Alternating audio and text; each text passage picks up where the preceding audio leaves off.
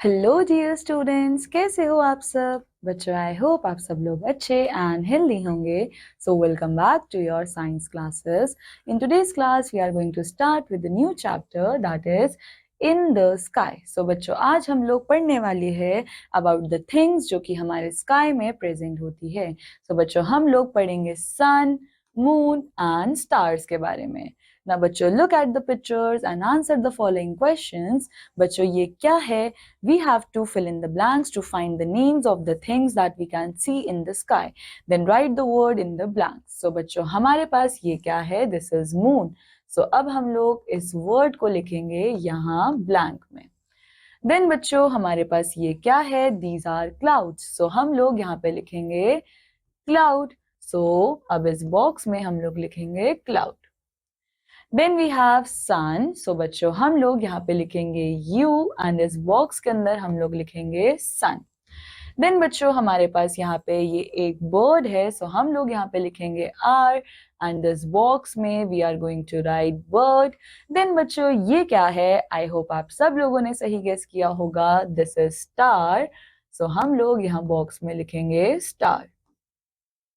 Then बच्चों, next we have when we look up we see a blue sky. बच्चों, जब हम लोग ऊपर देखते हैं तो हम लोगों को एक ब्लू स्काई जो है वो दिखता है।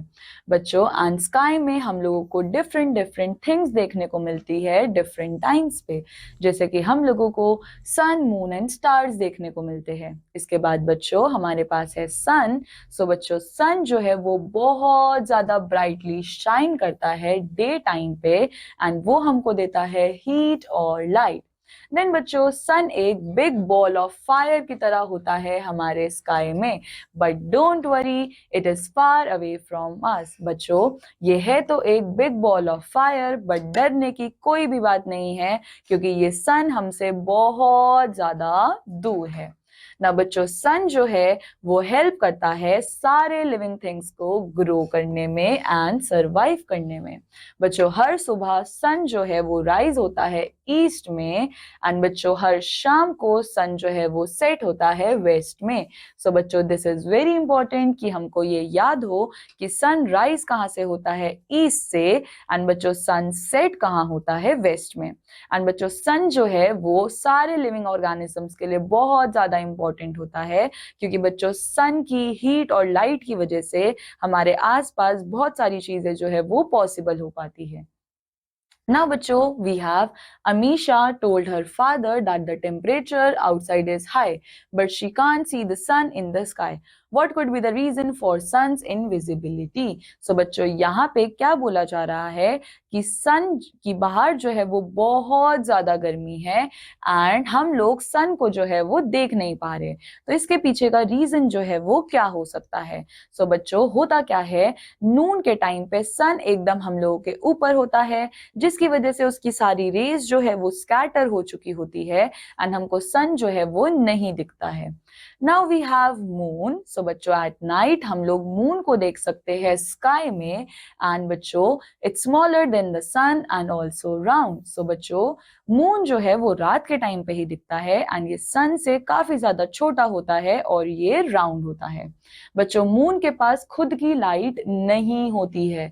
सो बच्चों, अब आपके दिमाग में ये क्वेश्चन आया होगा, अगर मून के पास खुद की लाइट नहीं होती तो वो रात को जो है वो शाइन क्यों करता है? सो बच्चों, होता क्या है कि पूरा दिन मून जो है वो हमारे सन की रेस को एब्जॉर्ब करता है एंड रात के टाइम पे वो उन्हीं रेस को रिफ्लेक्ट करता है। सो बच्चों, रीजन बिहाइंड दिस इज कि ये शाइन करता है बिकॉज ऑफ सन्स लाइट, यानी कि मून जो है वो सन की लाइट की वजह से शाइन करता है ना। बच्चों, मून पे ना तो कोई हवा है ना कोई पानी है, इसलिए मून पे लाइफ पॉसिबल नहीं है।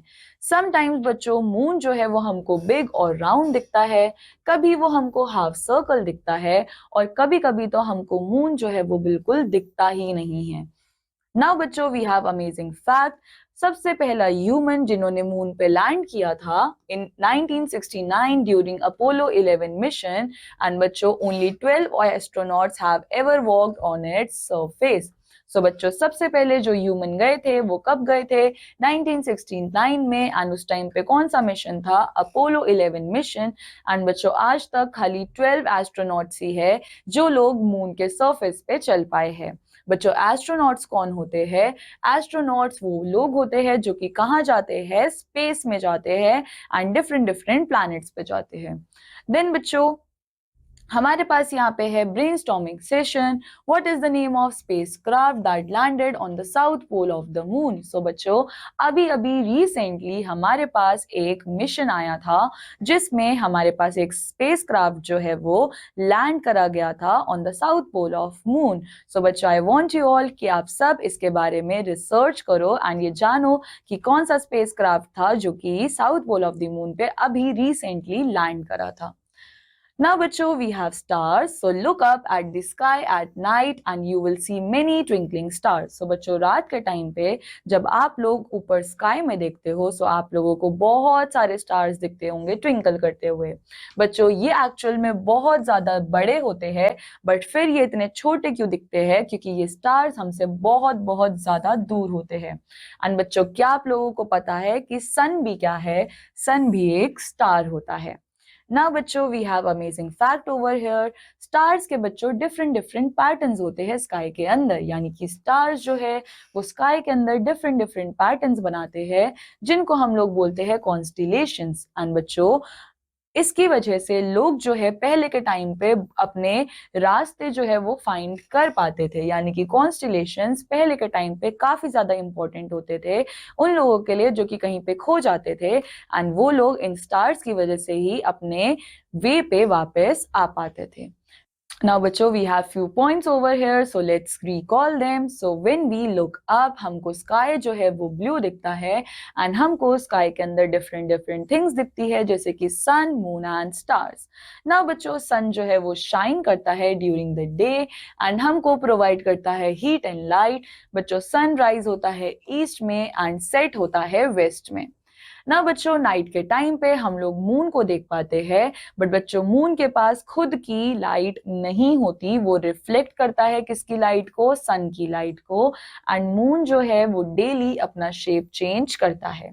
ना बच्चों हम लोगों को स्टार्स भी दिखते हैं एंड स्टार्स जो पैटर्न्स बनाते हैं उन पैटर्न्स को हम लोग क्या बोलते हैं? कॉन्स्टिलेशंस। ना बच्चों on the basis of the chapter आपके पास यहाँ पे ये कुछ एक्सरसाइज है जिनमें आपको इन क्वेश्चंस को प्रैक्टिस करना है। सो बच्चों this completes our chapter. I hope आप सब लोगों को ये चैप्टर अच्छा लगा होगा एंड समझ आया होगा। I will meet you in the next chapter. Till then take care, bye bye.